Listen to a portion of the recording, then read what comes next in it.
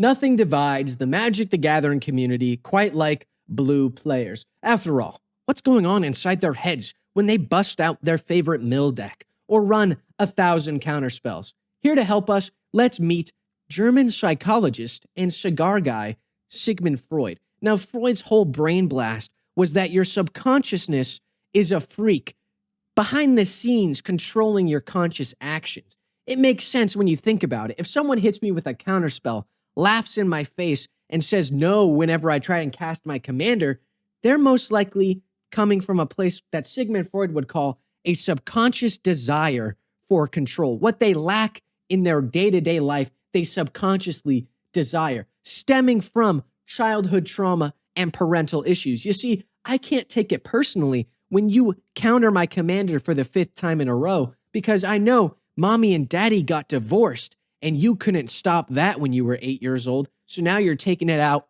on me.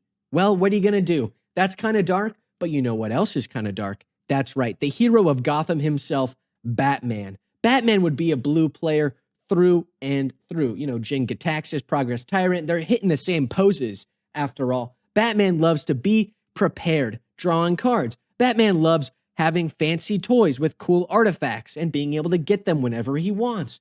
And of course, Batman is very well known for the fact that his parents are dead and left him traumatized, just like you whenever you pick up your first Bruvac the Grandiloquent deck. Okay? Now listen, who should play blue? At the end of the day, it's those of you who like Death Note, a cool, smart protagonist outsmarting each other in a game of wits, or the same thing but alcoholic. You know, that probably hits pretty close to home. You like blue. If you like alcohol, you like blue players, all right? You got to do the brain blast, you got to do the math. Sigmund Freud, though, was known for loving the nose candy, and blue has some pretty freakish, disgusting combos and commanders like Min, Wily Illusionist, 1 blue, legendary creature, gnome wizard. Whenever you draw your second card each turn, which happens a lot, create a 1/1 blue illusion creature token that gets stronger the number of illusions you control. Does that make sense? Whenever an illusion you control dies also, you can put a permanent card with mana value less than or equal to that creature's power from your hand onto the battlefield. So you have a bunch of illusions, things that aren't real. And if they happen to die, you can at worst put in an island, which is blue ramp. That's cracked. Or at best, you can cheat into play Nezahal Primal Tide, a 7-mana Elder Dinosaur, can't counter, no max hand size. Whenever an opponent casts a spell, you draw a card, discard 3, return at the back, do a whole bunch of stuff. It's blue. It's crazy. It's not fun. It's wild. You shouldn't be able to do that. Same thing with Triskaidekaphile, 1 and a blue human wizard. I looked up how to say it because I'm a nerd. At the beginning of your upkeep, if you have exactly 13 cards in your hand, you win the game. You start counting cards. And then we got Thassa's Oracle, 2 blue mana for a merfolk wizard that when it enters, you look at the top X cards of your library, where X is your devotion to blue. If only your parents were devoted to each other.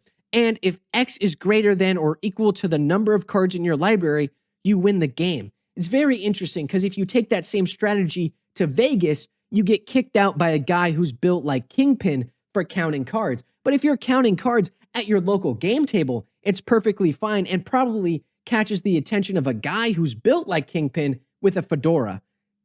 Anyway, in conclusion, blue is the color of deranged individuals, degenerates, and people who are self-considered degeniuses, being able to count cards, play around mana, countering spells, being smart and stuff.